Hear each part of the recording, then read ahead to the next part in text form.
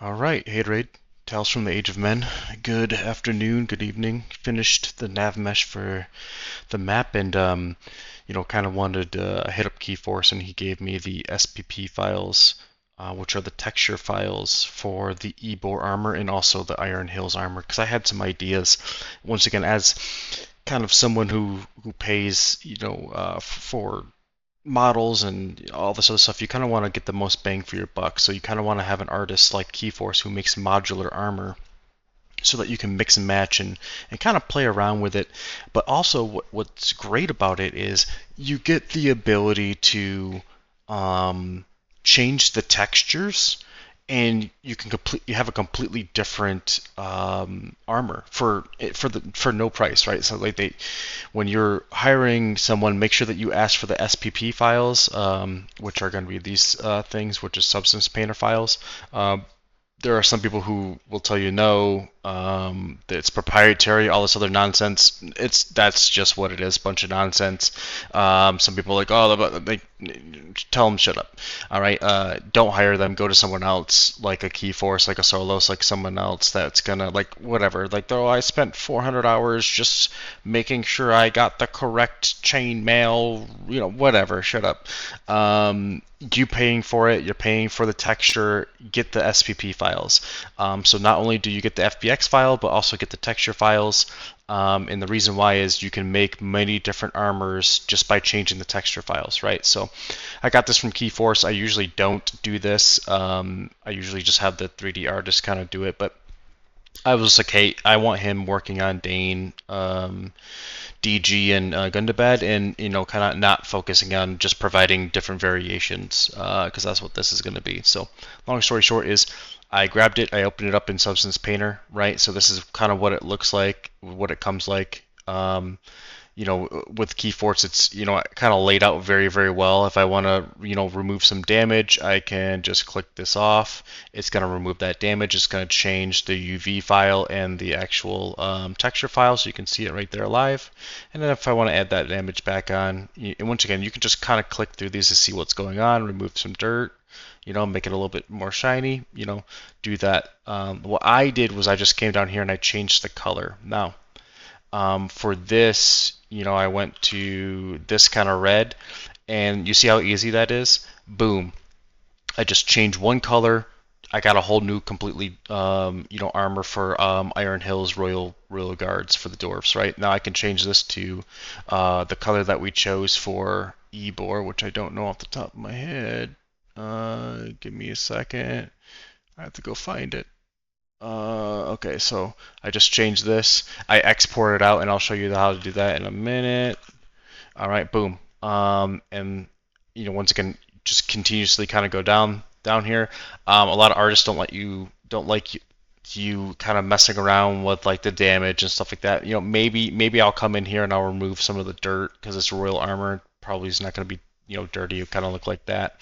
Anyways, that's what you can do for in Substance Painter. Right now, I'm going to go to File, Export Textures. I already have it's going to save real quick. 1 second. I already have. I picked output directory where I want it.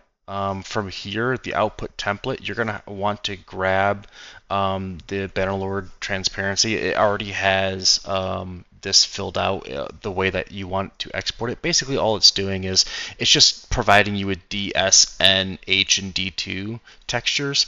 I would usually take the D, S, and N from this. However, I don't need to take the S and N because I already have those in the game, and I don't like you're going to want to be careful on these because the size of these things can get quite big in your resource space. So for me, each one of these are roughly 2.6 megabytes. So you kind of like, I'll be coming in here real quick and I'll be deleting this, right? And I'm just like, once again, just trimming this down. That's on. Yeah, that's fine. Okay.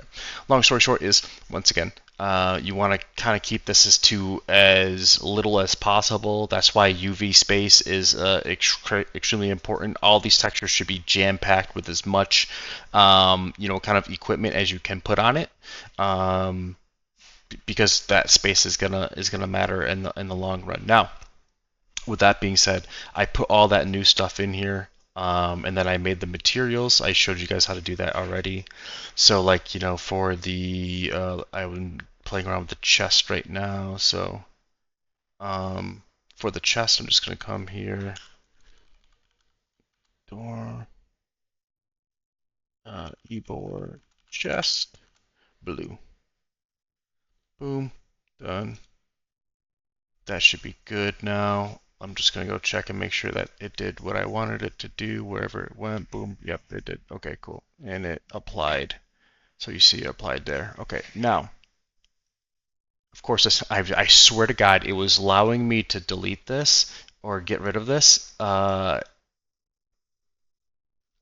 before I restarted recording. This is ridiculous.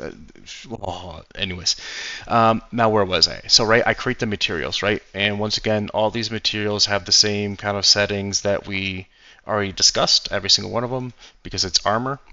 Weapons would be a little bit different. But yeah, and I re-imported these things.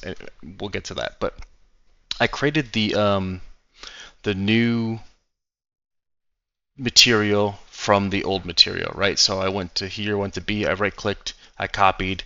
I'm sorry, I right-click, I duplicated, right? Duplicate, create a new one, throw the new D in there, and then save it. I do not need to change N, I do not need to change S. All I'm doing is changing colors and stuff like that. I might change some dirt or something like that. Still don't need to really change N or S with that. So I made it for all of the helmets, the gloves, etc., etc. Each one of these comes with its own material files.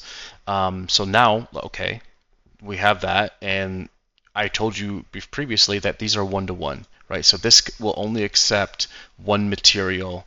If I want to duplicate this, I have to go into Blender, I have to duplicate it, I have to add things to it. So let me show you how to do that, right? So what I did here is, and I'll just do it from the beginning so that you guys can see. It's not going to take me that long. I come in here to Blender. All right, I'm going to just set up my environment real quick. I come in here to Blender, I import, and I'm importing from the armory. So I want to import from there. You can import from wherever you want, but I import, oh my goodness, from asset sources. Ebor armors, wherever that is. Give me a second. My eyeballs. I just been doing nav meshes all day. I could take these two, but I'll just give you the original file. So here's the original file, right? It's going to load. It's going to take a little bit to load. Here's the original file. All rigged and weighted and all that stuff to the dwarf skeleton that we have that's custom made. So now I'm just going to get rid of the ones I do not need. So I only need A to Elite 2, right? So I only need Elite stuff. So I'm just going to come in here. I'm just going to delete stuff. Once again, just doing this to show you, right? I'm just coming in here and I'm deleting stuff, right? I'm not going to do that anymore just because I just wanted to show you that that's what I would do. Now I'm just going to go and import. I'm going to do new, excuse me. I'm just going to import one I already trimmed down. So that's all I was doing there, was just trimming it down so that I don't need to work with so many assets. I don't want to import all those assets anyways. I only wanted to import the ones I needed. So modules, boom, armory, asset sources, Ebor. Man, am I blind? Jeez.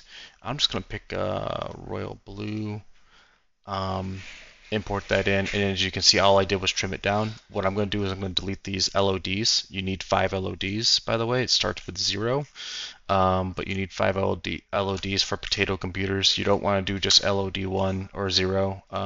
It's going to cause a lot of kind of lagging in your game. So you want 5 LODs. We'll get to that in a minute here. But I deleted all this, right? And now I'm just going to rename it because once again, it has to be unique. So I'm just going to call the screen. all of them green.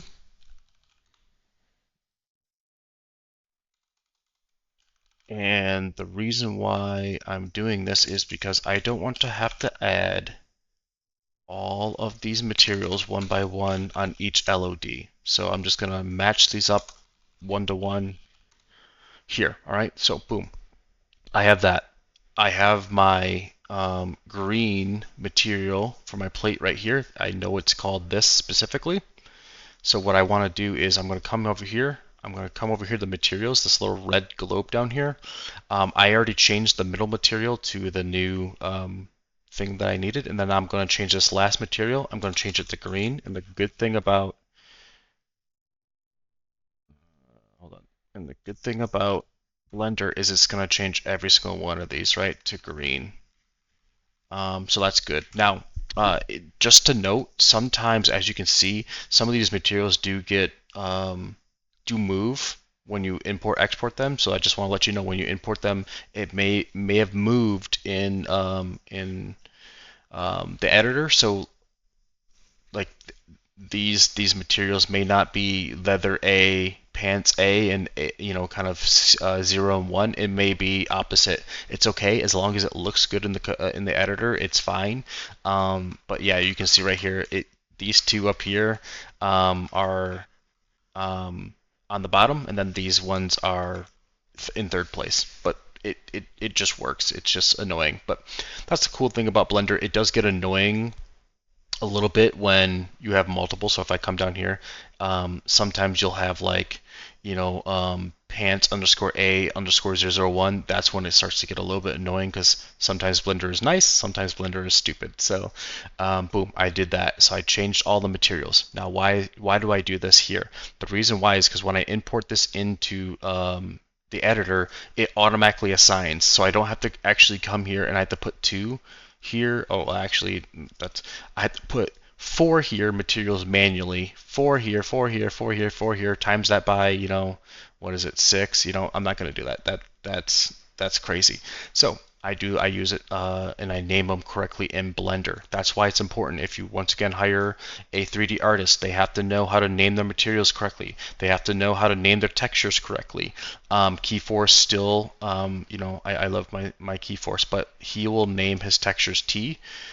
I'd rather him just name it M, but that it is what it is, right? So if he named it M, they will all line up here, like kind of like in another asset folder like this, right? If he names them all the same, it would all align correctly. But he hates me, so he likes to make me do a little bit extra work, and that's all it is. It's just I just have to create it up here, and what I like to do is drag and drop these. So then I have to create it up here, and then drag and drop them on there, because you won't change them from T to M. But it is what it is. But long story short is make sure that your 3D artist is doing this for you. And when I say this, I mean naming conventions are correct, and the materials in Blender are correct, because when you import the FBX file, you want them to automatically load in. So next thing I'm going to do, I have a tool here that does auto load creations. I think Gulag is the one that made this, so shout out to him. Makes everyone's life easier. We're just doing levels of detail right now. And then once that's done, all right, cool. Now I'm just going to do, for me, I'm just going to do file export as FBX. I want to put it back into my modules folder. I want to put it into my asset folder. I want it to go to ebor. I'm going to name it differently. I'm just going to name it with the same naming convention, but obviously green.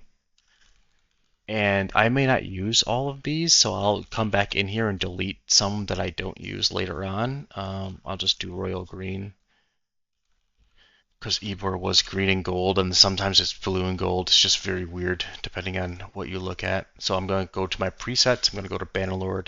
I'm going to do active collection because I want them to take all of it. And then the biggest thing here is just to make sure that leaf bones is not. That's why I use a preset. I was just using a preset. The biggest thing is just untick leaf bones. Then I'm going to export. It's now going to update automatically, because it would throw me a sign, hey, do you want to update this? I already clicked that sign over here, and it should. Oh, I'm sorry. Now you get to see me import it. So Scan new asset files. Boom. Anticlimactic. Where are you? I don't know where it went. There we go. All right, so then it's going to be FBX file. I'm going to import. Once again, meteors, morph animation, these two convert and import meshes, and then morph animations in physical shapes. I don't think I need physical shapes, but it is what it is. It doesn't hurt it to have it enabled, and I don't think I need morph animations because that's for gloves. But once again, doesn't matter. It won't hurt anything. So import, and then it's going to kind of import, and you'll see them spawn in game. I'm sorry, I apologize, spawn in the editor. But this is kind of what I wanted to show people here. Boom, you see they popped up, and they already have the material on them. That's what's huge for me. You do not want to do this manually, ladies and gentlemen. Trust me. You do it once, and you're like, all right, that's absolutely annoying. So that's the kind of way I took what 6 armors, and I now just made you know I can't do math, so 6, 12s, 18, 24. Made 24 armors, right? Boom.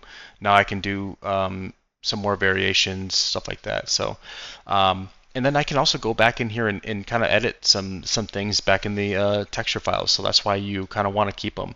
I did this with the horse armor that I had. So for Gundor, like I paid for him to do this one, right? And I said, hey, give me the SPP file. Guess what? I can now make 2 more for of the same. I can change the leather if I wanted to. I can change some of the other, kind of details, and it's already rigged, already, kind of good to go. So that is once again one way, one trick to. It's not really a trick. It's you bought it, you paid for it, but to take kind of one arm, well, just to save money, ladies and gentlemen, because it is expensive to have this stuff. So long story short is I'm going to be doing this for basically the gloves. I already did it for the chest. I have to do it for the plate boots. I have to do it for the helmets, just specific helmets I want to do, probably the Lord and the Legionnaire helmets, and then the pauldrons, and then I'm done. So once again, just wanted to do a really quick video because some people have been saying, hey, can you show it from start to finish? I will show it from start to finish. Like, I literally receive the files and this is what I do with them. But that's basically the general gist of me kind of modifying stuff to make more. I will show once I get the next set of armors from someone, or helmets, or I think Chase is working on Swan armor right now from Timber and them. So once I get all that stuff, I will show you exactly how I import it into the game. At some point, we'll show rigging. I think that Carolina did a good job on rigging. Maybe probably needs to update it. I would kind of entice Chase K to show rigging. Probably one of the best riggers in the community in Bama. From start to finish, especially with the cloth sim kind of options and stuff like that. So once again, quick video. Just wanted to show you how do I take what I already have and make more from that while having the specific requirements of SPP file and the Blender FBX file. Obviously, having the tools of help. Substance Painter is not free; it's quite expensive. I think it's like 50 to $100 depending what you do, what you get, what package you get. So it's not free, but it will go a long way in saving you some money. So once again, Haterade, Tales from Asia, men. Take it easy. God bless. Bye.